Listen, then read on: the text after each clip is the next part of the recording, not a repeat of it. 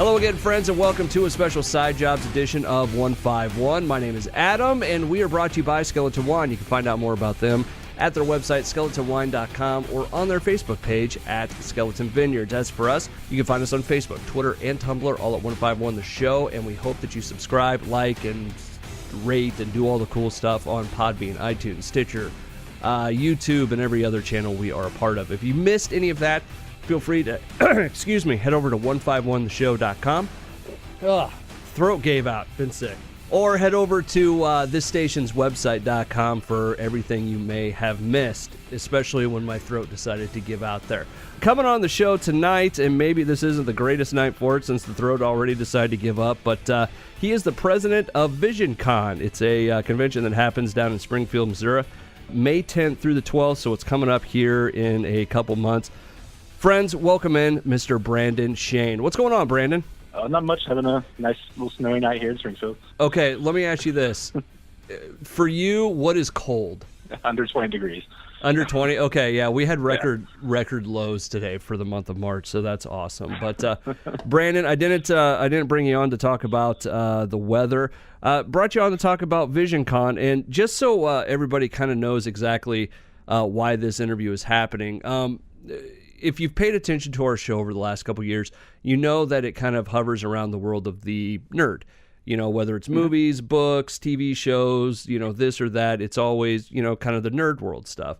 And one of my kind of things I want to do is, take the podcast to, some of these conventions at some point and, essentially do the grassroots, shake hands, kiss babies, and, just spread the word about the show, right?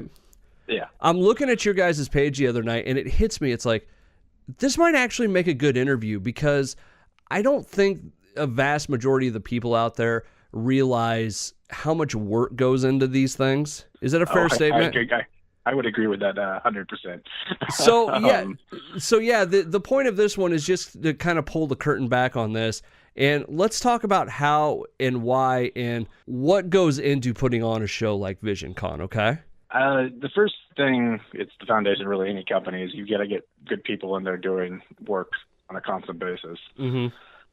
We're a completely volunteer-run company, so nobody's getting paid. It's all just people coming and volunteering their time. So it's very much we just kind of have to find people who are good suited for these skills and have free time, essentially, to give up to do this. So you're saying VisionCon isn't your day job? No. I unfortunately, as much as I'd love to get paid to do nerdy things, I still have to do a day job as well. All right. Well, let's start here. Tell us about VisionCon, because I want to say it's been around for about 20 years. It started out, if I did my research right, it started out as like a bunch of guys doing D&D or something along those lines. It started as a group of friends who had seen cons before, and they were a gaming group. They loved nerd things. They went to different Star Trek conventions, stuff like that. Okay. And one day they just we could do that. And so they pretty much did. And for the longest time, it was kind of small, and it just kept growing, and they kept bringing more and more people in. And then it started to just become a huge thing. And that's when we kind of brought it into more of a mainstream kind of company-like setting. Okay. But it's been going on this will be the 29th year of it. Holy crap. Yeah. So it's been a while now. I should say so. Now, how did you get involved with VisionCon? A friend of my aunt's told me about this convention. He needed volunteers to help start working for it during the weekend. Okay. And I had nothing to do. I was unemployed at the time, so I was bored and I needed something to do. And so I showed up and I started volunteering and got to see a lot of really cool things, vendors with swords and celebrities and stuff. And then I just kind of never stopped volunteering. And you slowly worked your way to the top. Yeah, it's mostly I just kept doing things, and then eventually it was like, hey, you pretty much do all this stuff anyways. Do you want to be the president? Okay, so it's one of those things, the reward for work well done is more work. Yes, very much so. Brandon Shane, the president of VisionCon, joining me on the line right now. Okay, so VisionCon, been around for 29 years. You started out as a volunteer. How long have you been working with the show? It was 10 years ago when I started doing just grunt work, and then I've been on staff for 7 years now. Okay. Now, a show like VisionCon, convention, is it like comic book convention? Is it just What has it kind of grown into? VisionCon, it really started as more of a gaming convention. Okay. And then it's kind of grown from there. But it's at this point, we don't even call it like a Comic-Con anymore. We call them pop culture conventions because it just encompasses so much that everybody's into, whether it be the Star Wars movies or whether it be comic books or gaming or cosplay. There's a whole, if you are really into something, VisionCon is a place for you to be. Okay. And it goes on May 10th through the 12th. You're taking over Mother's Day this weekend or that weekend. Yes. Nice job. What do you guys, okay, so let's kind of pull the curtain back on this stuff. When you guys wrap up VisionCon 2018, right? Mm-hmm. At what point did you start planning 2019? Because this is where I think you're going to surprise a lot of people. That when do you start planning something like this? Well, VisionCon 2018 ended in the first weekend of March, so we were planning 2019 by maybe December before that. It really does take a lot of work to do these things. And you got to be getting hotel blocks and convention space and everything so far ahead of time because it really is a competitive market to get good dates to do anything. You don't want to do it too early in the year because then nobody wants to show up, and then if it's too late and it's too close to Christmas and all that other stuff, and nobody wants to do that either. So it's you got to find a good middle ground, especially being in a place where you don't know what the weather's going to be like for one day to the next. Having an ice storm in the middle of a con is not always fun. No, it is not. Brandon Shane from VisionCon. You can find out more about it at visioncon.net. Facebook is at VisionCon Missouri, and Twitter is at VisionCon. We'll have all this information for everybody at the bottom of the page. Okay, so you start planning this well in advance. Where do you start planning? Because, there's so many different aspects to one of these shows, getting vendors in, getting a place to have it, getting, I don't know if you guys, have to have, paperwork and the why can't I not think of the word contracts, but no, it's the like safety stuff. I can't think of what it is. Insurance and everything else. It's still not the right word, but then there's the guest list, there's like you said, the hotel stuff. What's the first thing that goes into planning something like this? Well, I usually start with venue because that's something that you have to book out well in advance, and then you try to find some good guests to put marketing behind. We have our marketing team runs. Literally, we'll start the week after VisionCon, just kind of keeping up with people, just so people see VisionCon in their Facebook feeds and everything still. Our vendors, we have usually about 30 vendors each year that will go ahead and buy their tables for the next year at VisionCon.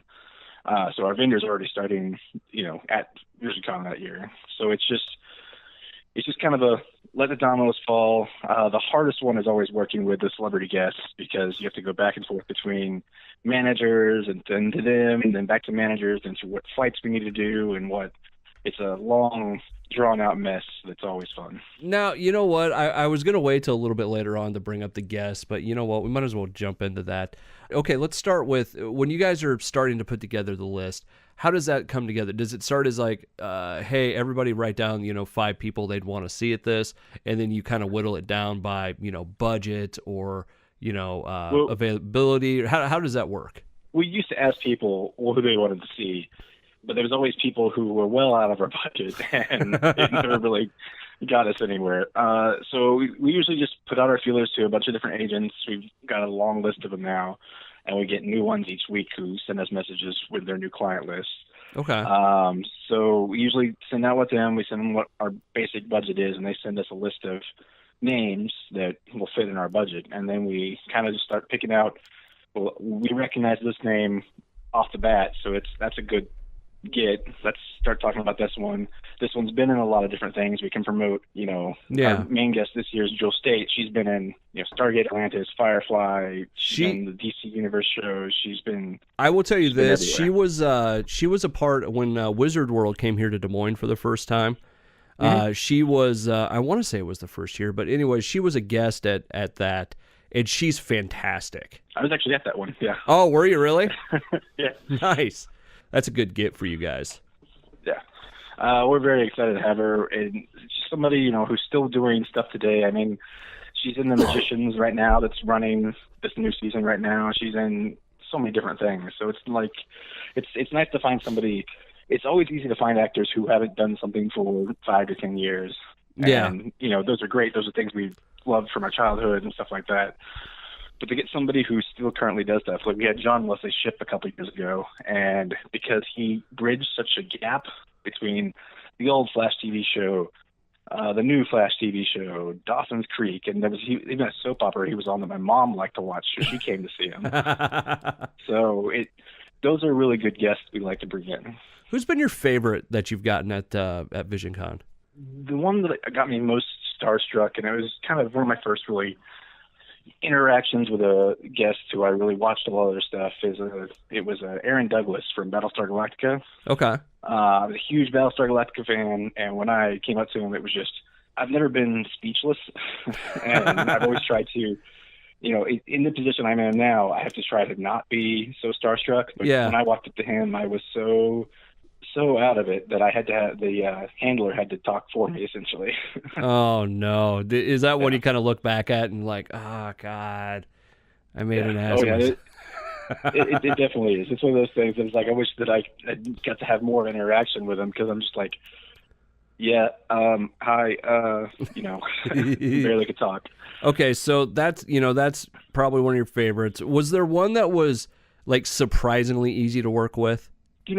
Shipp was probably he was just such a great guy, just in general. Like, if you had no idea who he was still probably one of the best people in the room there. He walked into the hotel, mind you, there's people in the hotel that aren't there for the convention, and he just said hi and shook everybody's hand that were there, and he was just so happy to be there and to talk to anybody.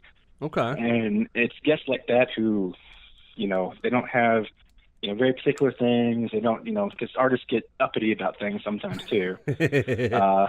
Types are always hard to work with. The proverbial jar of brown M&Ms. Is that what you're talking about? Essentially, yeah.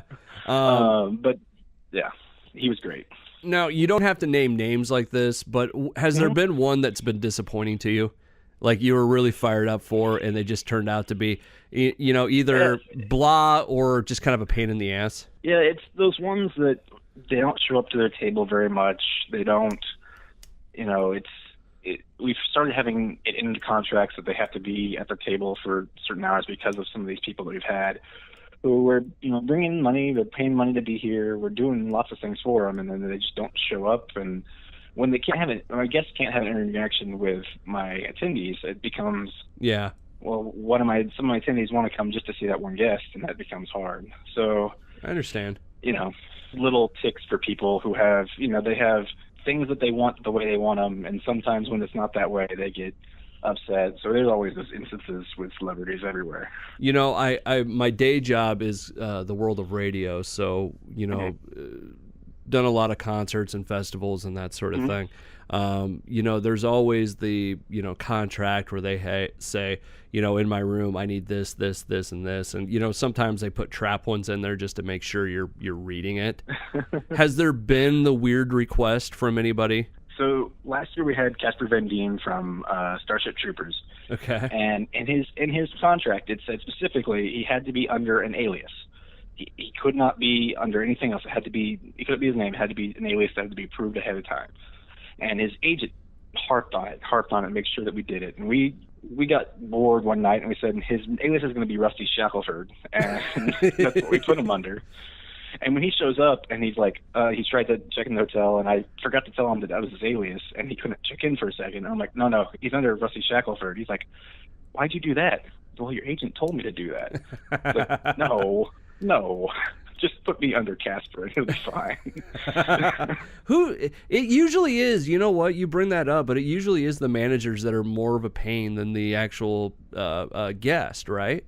And most of them work with so many different clients, and they're probably trying to, they try to keep it as blanket and normal for all of them, so they don't have to do the extra work to it, So I understand, but yeah, the go-between, if I could just talk to a guest back and forth, it could be a lot easier go-between, but to have the agent in between, facilitating those kind of things does get a little annoying at times. And I know you're trying to be kind. I don't have to be. You're the guy with the convention. I don't have to be nice. They're buttholes sometimes. Brandon Shane, president of VisionCon, joining me on the show tonight. You can find out more about it at visioncon.net. It's down in Springfield, May 10th through the 12th. Where's it actually at this year? Springfield Expo Center, sorry. Okay. It's right there downtown, right next to the Shrine Mosque and everything. It's the big one downtown. And we're also at the University Plaza Hotel as well. So you guys have Jewel State coming in, Firefly, Serenity, and a whole bunch of other shows. Who else and what else are you guys doing this year that people should come out and see? Well, we've got artist guest Timothy Chase on, he's one of the exclusive artists for the Robotech stuff. That was a huge thing. He's bringing some Robotech stuff down with him. The guys coming from California to bring some of their demo stuff and all that kind of stuff with them too. We've got cosplay guests, Ned and Margie Cox, who are wonderful guests. They do great costumes. And we just got a whole bunch of things to do all weekend long. We got a movie room. We've got gaming. We've got, workshops where you get to build and make things. We've got different, really, there's something nerdy you want to do. We probably have some panel or some side activity on to do it with. What's the building stuff? Usually we get different prop builders, different cosplay people in to essentially teach you how to make different props. And some of the workshops awesome. We have, you actually get to make and take it back home with you when you're done. Do people know what they're making before they go in, or? Yes. Okay. Like, do you know what people might be making this year? I haven't seen the programming list yet, and I'll be getting up this next couple of weeks, so we should start seeing some of that stuff soon. What's the coolest thing that anybody's ever got to make? Or in your opinion, I should say. In your opinion. But last year we got to make the armor from Starship Troopers while we were there with Casper. He came up and he took pictures with everybody with it on, signed a bunch of them. It was really cool. Oh, that's awesome, man. Yeah. Okay, so VisionCon, if somebody's new to it, like, me who is in Des Moines, Iowa, what's that big selling point that makes your guys' show different? It's one of those things where you can go to the really big shows and you can get lost in a sea of people. There's so many things to do, so many people there. Most of the time, you're not really interacting with anybody else besides maybe getting your autograph and that kind of stuff. At VisionCon, we usually have much shorter lines. You usually have a personal interaction with our guests. If there's something you're there for that you really love, say you like Firefly, you go to the Firefly panel. You get to have a discussion. You get to make friends. You get to now know people who are just as nerdy about the same things you're nerdy about too. So it's a community thing just as much as it is a go and see cool things thing. All right. Yeah, because I will say this, you can get these can be all kind of run together, right? Mm-hmm. Some of these shows, especially the bigger ones where it's, it's like, okay, you have the flea market section over here where I can go and buy the, really fake Batleth from Star Trek. Mm-hmm. And then, I can go and, pay $1,000 to meet William Shatner. Yeah. That's I think you're right. Like being able to go build a prop or something like that. That actually sounds awesome. But and that's one of the things we try to do is VisionCon started as a community event. It started as just friends who brought more friends in. And the goal is, even as we've gotten bigger, to not lose that kind of community interaction. Bringing in cool guests and bringing in cool vendors and stuff like that. It's really, that helps grow, but we want to, make programming good. We want to make gaming good. So people want to be there to meet new people, to meet their old friends. There's a lot of people who just come back to see their old friends every year. There you go. And so creating a community is just as important to us as making, bringing in a really cool guest. What was the part about the gaming area? Was it some huge gaming area you guys are adding in this year or changing or something? We're like tripling our size, I think. We had a lot more space to work with here at the Expo Center, and we've always had gamers say, we need more space. So we said, we'll give it to you. And we created the gaming dungeon where we've got the gaming dungeon. Yeah, that's what we call it. And we're having tournaments there. We're having some official, actual qualifier tournaments for, I think, Warhammer. As well as we're going to have video gaming. We'll have all sorts of LARP arena stuff there too. So it'll be interesting. Let me ask you this: one of the big things that goes along with conventions and concerts and festivals and all this stuff, you always have like the next the recap meeting of what worked, what didn't work. Has there ever been that thing that you guys thought, oh, this is going to be the greatest idea ever, and it just kind of fell flat? We've tried different things. We used to have something we called the minion auction. The minion auction. Where when it was a lot more smaller and it was a lot more just people who like to have fun and poke fun at each other. Okay. It was where you could raise money for charity and somebody would roll your dice for you for an hour or would do silly things. We had, before I took over as president, we had like 3 or 4 people follow around the previous president around just to do silly things with him in the background. Well, so every picture he's in, he's got like somebody in a bunny suit behind him. So it was something that old VisionCon, it was one of the best. Everybody loved it. We used to raise $1,500 to $2,000 each year with it, just that alone. And just as we got bigger, people stopped understanding it as much. It's a lot of influx of new people, and they just didn't get it. And so we tried different things to kind of revitalize it and do that, and we just never really clicked. Okay. So that's one of the things that's kind of we've had to end up canceling and pulling out in the newer years. Yeah, I didn't mean that question as something bad, like trying to make fun of something, but there always is that that moment where it's like, maybe we shouldn't do this anymore. Yeah. So. Oh yeah. Brandon Shane, president of VisionCon, with me. Charity seems to be a pretty big aspect of this show, according to your website. Tell us about the charity side of things. We started out, as just kind of, we paid our bills and that was just what we were doing. And then once we started realizing that we could make money and we could earn money for things, we realized that taxes were terrible. And no, we're big on the community aspect, and we liked finding local causes. That's our main thing, is to find something that benefits our community here, and to kind of draw people in, raise several $1,000s for charity to give, a huge check to some charity at the end of the year. Some of our charities we've given whole half years of budgets to when we give the check. So we picked a lot of the smaller charities around here, so it's more just helping out in the same community that allows us to be nerds and have fun and play games and everything. So it's been a big part. It's one of the big reasons why I ended up taking the president's job, is because it's one thing to do all this work and not get paid. It's another thing to do all this work, not get paid, and then being able to watch some kid have, backpacks and school supplies and stuff like that. That was, seeing those moments are just, I don't need to get paid. This is more healing for me. This is more fun. This is more, just soul filling than, working a 9-to-5 job. No, I understand. Brandon Shane from VisionCon joining me right now, visioncon.net. Held down in Springfield, Missouri, May 10th through the 12th. If you're interested, head over to the website and check it out. Brandon, I'd feel bad if I didn't ask you, what's your nerd meter point towards? I mean, what are you a nerd for? I spent it a lot. I really got my start in the kind of nerd thing. My father showed me the Star Wars movies when I was real young.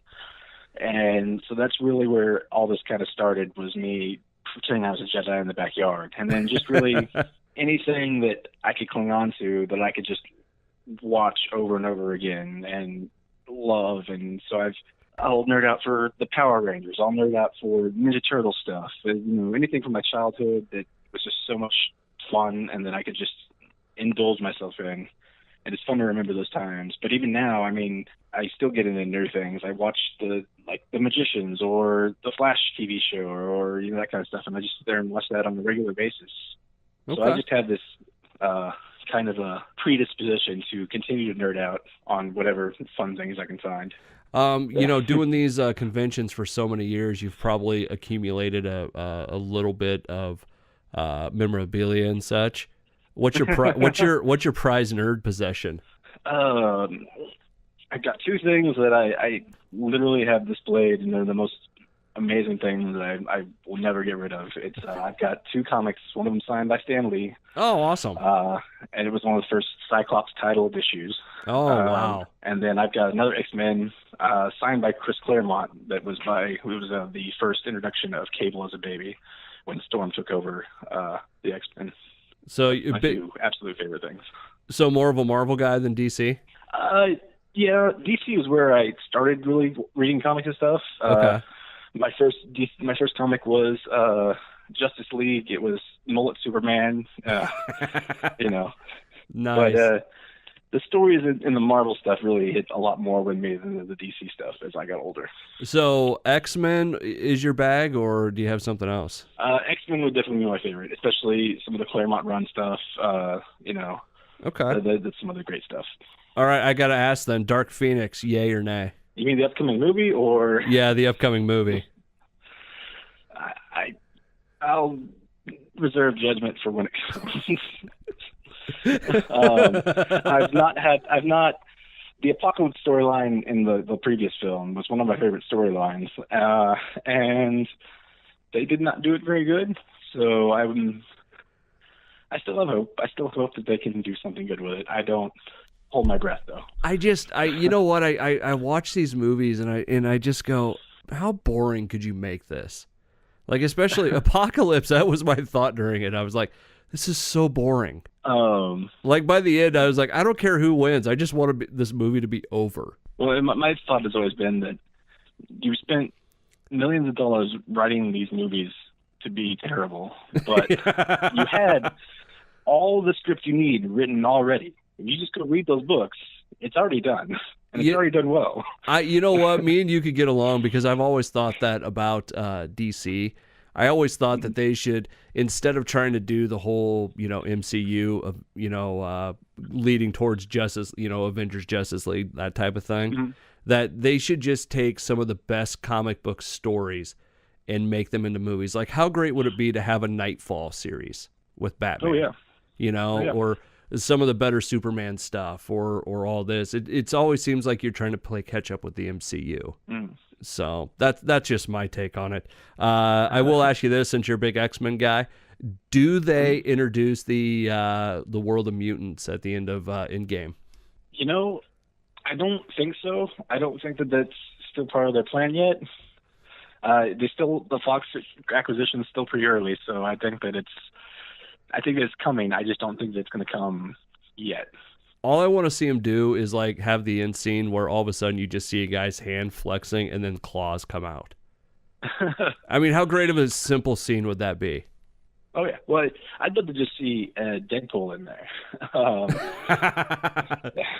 That wouldn't be bad. I do like the thought that people have been coming up with, saying that Deadpool should take over the part of Stan Lee's cameos in all the movies.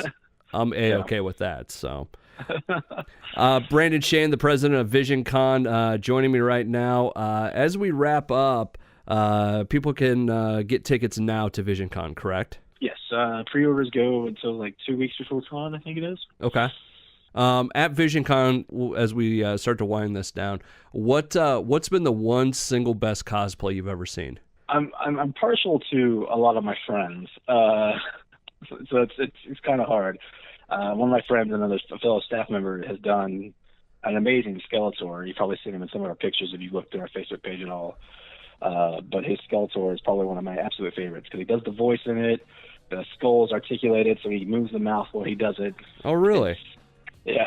Is that on your YouTube page or something? It's probably in some of our pictures on our Facebook page. Okay. I couldn't tell you exactly where it is, but he was in the costume contest. He helped announce it and everything last year.